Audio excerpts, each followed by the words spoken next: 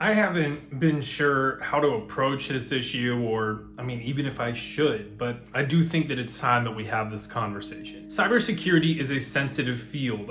It's important that we take this seriously. It's so easy to raise our blood pressure because everything really can be kind of frightening whenever you consider all the threats out there and how capable the attackers are able to actually act on those threats. But consequently, it makes this field just so ripe for misinformation to spread like wildfire. I want to start before we dive in by just specifying that sometimes people make mistakes, and it's easy to be able to identify when something is a mistake and when something is intentional. Whenever someone's making a mistake and they accidentally misinform people, first off, it's completely fine. We're all human beings. We all make those kinds of mistakes from time to time. However, as long as we're making a genuine effort to correct those mistakes and walk things back and really just try to put people in the right direction and try to improve our general accuracy, then I think really in either case, all things can be forgiven. But then there are times where people are deliberately trying to misinform people, and they will constantly peddle misinformation or disinformation,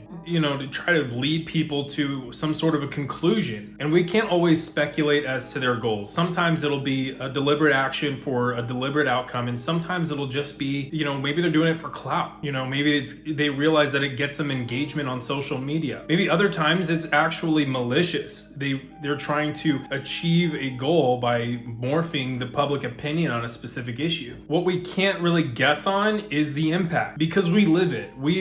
Those of us that are working in the cybersecurity field, we see the impact that kind of activity has on our industry. People that are not in cybersecurity may be more vulnerable to fear because they may not understand entirely what all is going on in cyberspace. I like to think of it as like whenever I go to the doctor and maybe I'm feeling anxious about something that's going on. Maybe I'm feeling not too well or what have you. And my mind is naturally going to all the wrong places, all the worst case scenarios, because I just don't understand what's going on.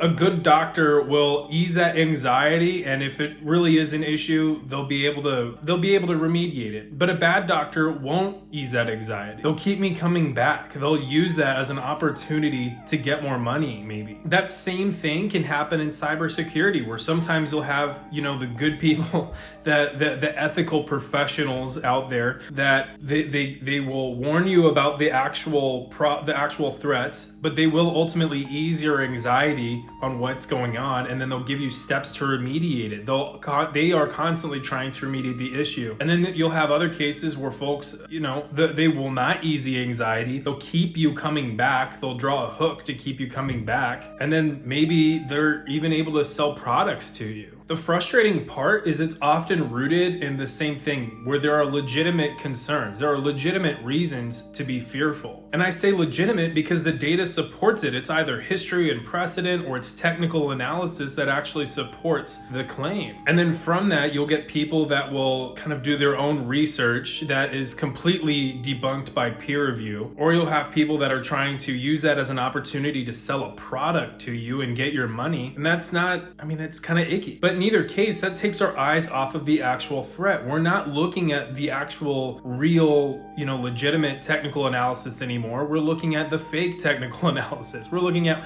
what is being debunked. We're looking at that whole tornado spiral out of control. And despite some of these threats appearing the loudest, the deadliest threats are often the quietest. They aren't the bombastic social media posts that drum up a lot of panic and engagement and spread like wildfire on social media. They're those silent, persistent threats that sit in the background and thrive whenever the attention is not on that. And that is where misinformation can be a huge problem in cybersecurity, especially whenever it's impacting cybersecurity professionals themselves. Apart from driving a lot of fear and panic in people outside the industry and causing pressure on all kinds of other things that are happening, it keeps cybersecurity professionals' attention off of the things that actually matter. In 2021, we saw supply chain attacks that impacted, thousands of organizations worldwide. But we didn't see crazy huge ransomware outbreaks take place. One reason you could speculate is because the attribution has largely been directed at nation states, which wouldn't really deploy ransomware in most cases. So we can kind of derive a couple things from that. Either they were successfully defended against and we don't really have anything to worry about, which would be phenomenal. That'd be awesome. Or in other cases, they were able to maintain persistence and migrate persistence, and we have to continue to work to identify how it is that they're maintaining persistence and kick them out of the network before anything truly bad can happen. All that work in identifying where they are and trying to kick them out of networks and defending against the next huge cyber attack, all of that is ultimately hindered whenever our attention is not on that and it's on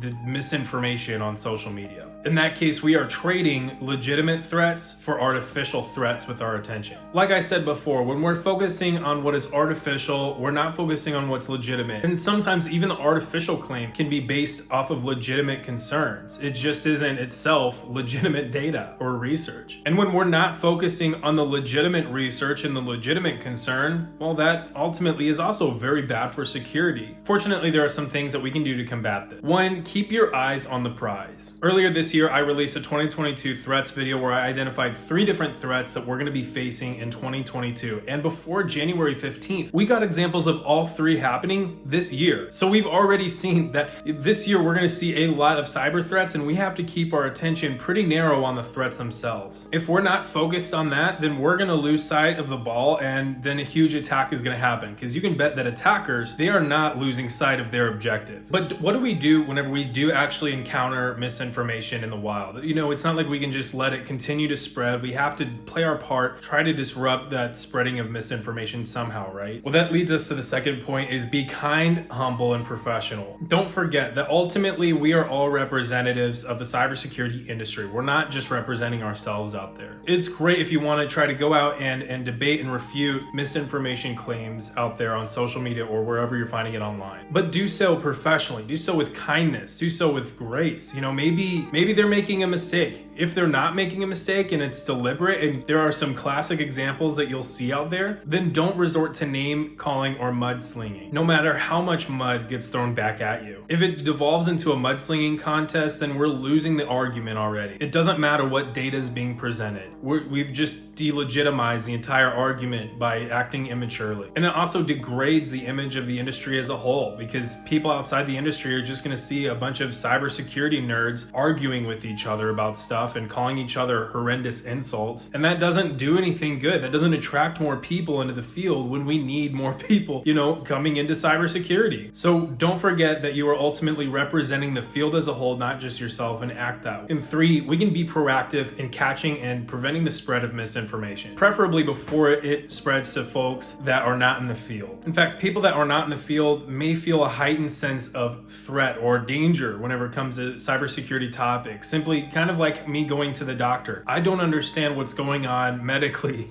and so I'm just automatically panicked. Some people might be that way with cybersecurity, and that makes them a prime target for misinformation, because they're going to see something, freak out, and then want to tell everybody about it. Like I've already said, there are legitimate threats to be concerned about, but we need to make sure that people are staying aware about the right threats, the threats that are legitimate, and not with artificial threats. And that being said, they also need to be concerned about the right things about those threats. They need to be concerned. They need to, if we're trying to justify why a threat is a certain way, then the data has to justify that. If we're saying that something is a threat, but the data that justifies our argument isn't sound and doesn't pass peer review, I mean, our argument's lost. People are not going to be concerned about that threat anymore. And then if that threat is actually legit, but our data was wrong, well, we've dropped the 8 ball. So if we're going to be concerned about threats, let's be concerned about the right threats for the right reasons. Don't be concerned about claims that are refuted and negated by peer review. There are a ton of cybersecurity professionals and researchers out there that you can follow that are very public with their information and very public with the research that they're doing. And they're also excellent at making sure that what they're publishing actually has passed peer review and it is actual data. So this is obviously very different from the normal kind of video that I make on this channel. Why am I doing this right now? Like I've said before, there are significant threats in 2022 that are actually legit and we need to be keeping our eyes on. There are also justified concerns about privacy and security going into 2022. But I think that it's important, regardless of where you are in your cybersecurity journey,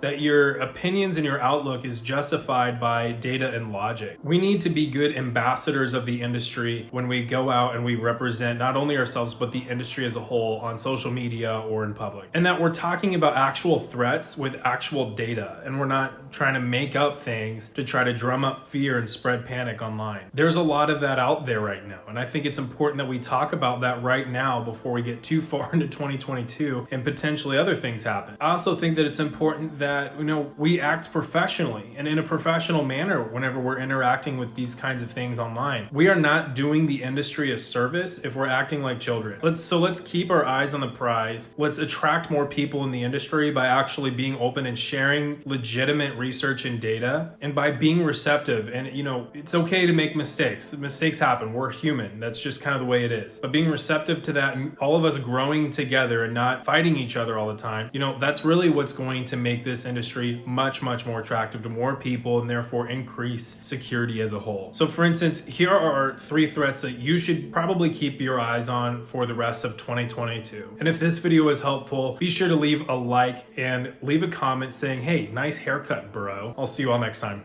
Bye.